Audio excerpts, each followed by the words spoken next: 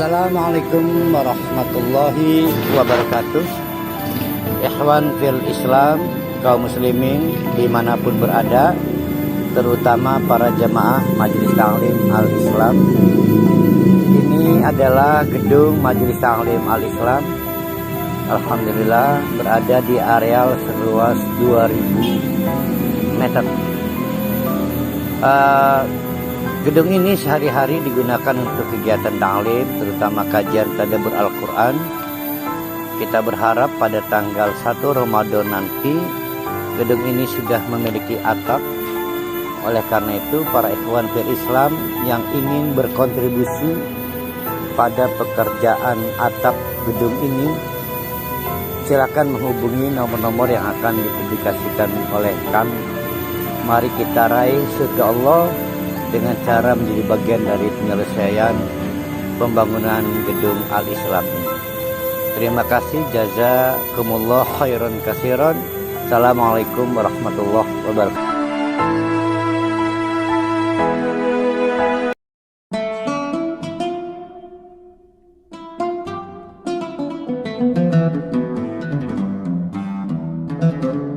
Cek juga. Nah, mari kita baca kisah kaum Nabi Lut ini. Ayat 77. Sebelumnya diceritakan, ini bermula dari Allah mengutus malaikat-malaikat untuk memulai azab. Azab untuk kaum yang ada dan tinggal di distrik Sodom. Dalam perjalanan, petugas-petugas Allah ini mampir di kediaman Nabi Ibrahim. Maka di situ dibocorkan rencana itu. Nah, Nabi Ibrahim berusaha merayu karena merasa saling bertetangga distrik. Kenal krunya sih. Krunya tinggallah krunya. Nggak main-main yang menangisi Nabi dan Nabi besar, Nabi Ibrahim. Kata malaikat, Allah yang tahu yang terbaik. Di situ kita dapat kaidah, kalau Allah sudah menetapkan azab, maka tidak ada subjek agen yang bisa menghentikan. Maka nabi-nabi ditugaskan bukan untuk membatalkan azab, tapi untuk mencegah, preventif perbuatan-perbuatan yang memicu azab. Seolah malaikat ini berkata kepada Nabi Ibrahim, terlambat kalau saya sudah dapat seprindik untuk azab kok dihentikan.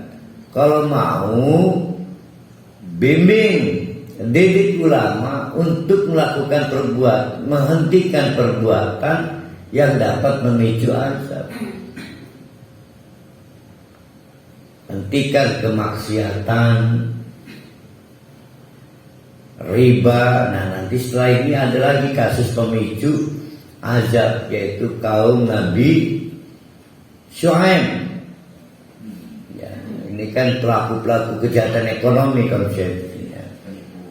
Nah, akhirnya usaha Nabi Ibrahim sia-sia. Merayu tidak membuat para malaikat yang bertugas untuk menyelenggarakan azab di Sodom berhenti. Maka malaikat ini meneruskan perjalanan. Maka dikatakan oleh Allah, walamma ja'at rusuluna Luton. Dan setelah dari Nabi Ibrahim berangkat, walamma dan manakala ja'at rusuluna, petugas-petugas kami ini sampai Luton, ke kediaman Nabi Lut. Rupanya malaikat ini memakai kostum para pria. Ya, karena malaikat kan nggak bisa dilihat. rupanya dengan izin Allah memakai custom pria-pria muda yang ganteng. Ya, udah bisa ketebak ini, pasti memancing hasrat seks menyimpang dari masyarakat yang tinggal di distrik itu. Segera kedatangan beberapa pemuda ganteng yang tidak lain malaikat ke rumah Nabi Lut ini, tersebar luas, apalagi dipicu oleh istrinya. Istrinya ini rupanya broadcast lewat jaringan WA, jaringan IG. Cowok-cowok, di rumah gue ada ini, ada jeruk, ada terong. Oh, rame. Dan itu dilukiskan di dalam Al-Quran. Kedatangan pemuda-pemuda tidak lain malaikat itu si'a bihim, hanya bikin riweuh. Apa ya, serba susah benar, gaya kerok baik ya. Si'a itu riweuh. Kayak tamu bupati udah siap-siap gawe gerunset, atau calon mantu keluarganya datang ngelamar, durung siap-siap, durung dadar, tursi abi riuh. Sudah rupa-rupa di otak Nabi Lut mandek kaya diserbu main. Orang pengen memenangkan piala bergilir, lelaki-lelaki ganteng. Tapi apa daya, kata Nabi Lut, saya nggak punya satepam. Ya, rumahnya tidak dibekali dengan ring 1, ring 2, ring 3, rentan diterobos, dan itu membuat Si'a menjadi riweuh bihim oleh sebab mereka. Bisa babia, him oleh sebab kedatangan pemuda-pemuda ganteng yang sebetulnya para malaikat itu. Wadoko bihim dar'an, detik demi detik berlalu, sudah mulai terdengar, gawat ini. Wadoko, dan menyempitlah dar'an, dadanya siapa itu? Nabi Nuh, bihim oleh sebab Nabi Lut oleh sebab bihim kedatangan para pemuda ke malaikat itu. Maka berujarlah Nabi Ibrahim. Nabi Lut itu Nabi Ibrahim aja ya. Waqala, maka berujar, tidak diterangkan di sini, kayaknya ngomong dewek, ngomong sapi gini Rabi Nurul mungkin, tapi dugaan saya kepada para malaikat. Waqala hadza yaumun asib, dinegati asib itu sulit. Hadza yaumun, ini adalah hari asib yang sulit. Ya, walaupun pintu digrendel jebol. Terus gimana ini? Wajahu qaumuhu, yang ditakutkan terjadi, yang dikhawatirkan tidak bisa ditolak. Maka wajahu, datanglah qaumuhu, penduduk-penduduk di kawasan distrik Sodom.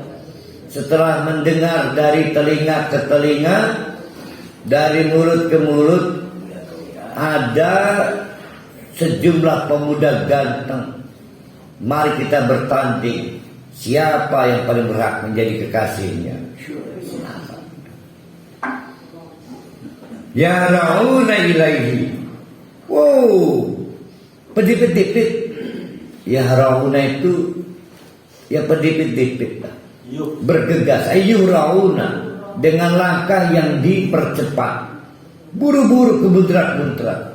Satu dan yang lain saling berlomba ingin menjadi yang paling cepat sampai di rumah Nabi Lut demi berharap mendapatkan kekasih bayangan itu.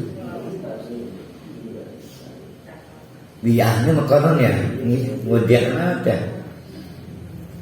Ya ada penyakit seperti itu ya. Kan ini kalau pakai bahasa Pontang getap kan. Getap itu apa ya?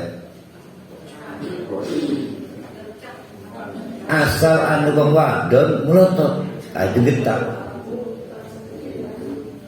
Berarti normal enggak itu? Normal. Asal anu wong lanang melotot normal enggak? Yang enggak normal wong yang melotot lelaki. Maka kalau ada lelaki melotot ke perempuan jangan dilarang, normal. Ini getap. Loh melotot tuh orang nggak ada yang mampu melotot lama kan?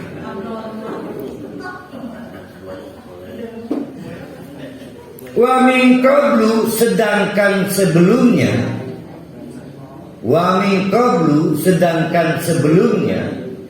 kanu itu orang-orang berarti masyarakatnya yang malu sayyiat tidak ada habisnya melakukan seks menyimpang. Artinya sudah dapat diukur nafsu hasratnya tidak dapat dibendung ya. Karena mereka ini tidak ada habis-habisnya mengumbar hawa nafsu. Maka akhirnya datang. Semua sudah di teras rumah Nabi Lut. Lut, keluarkan pemuda yang kamu sembunyikan. Enak aja dinikmati sendiri. Kami tahu di situ ada 7 pemuda-pemuda. Qala, maka Nabi Lut akhirnya harus keluar rumah dan pidato. Ya qaumi dulur-dulur, haula'i banati, tolong jangan memaksa, itu tamu saya. Kita harus menjadi orang terhormat. Tidak boleh membuat tamu takut dengan perilaku rendah dan tidak terhormat ini. Sudah begini aja ya. Apa kata Nabi Lut sedih? Haula'i banati, ko anak-anak wadah kita katuran. Ya. Di sini ada anak-anak perempuan saya. Hunna ataharulakum, itu yang lebih suci kalau kamu mau menjadi suaminya. Bayangkan sampai anak perempuannya ditawarkan. Fattakullah, tolong dong, takut pada Allah lah. Jangan mengumbar hawa nafsu. Wala tuzuni fi dhaifi, dan tolong hargai saya. Saya ini tuan rumah lagi keraguan tamu. Kalau kalian melakukan tindakan barbar namanya tuzuni, mempermalukanku. Ya begitu kan? Ada tetangga nerima tamu, Pak Haji Rusdi ketunggulan nyuledang terus. Maka kan bapak ini gak beruntung amat cari tamu nih. Tetangga nih kayak konon. Ini udah mulai gak kedengaran. Nanti kan gitu tuh. Nyulet nyetel dangdut. Wala tuzuni fi dhaifi, tolong dong, jangan mempermalukanku di hadapan tamu-tamu.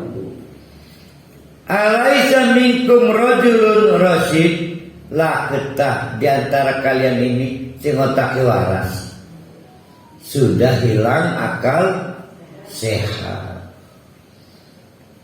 Berarti mana yang lebih berbahaya sehingga akal sehat berhenti? Seks, harta, kekuasaan. Nah, di sini disimpulkan seks membuat otak macet, dungu, tidak sehat. Kekayaan setengah macet, kekuasaan juga setengah.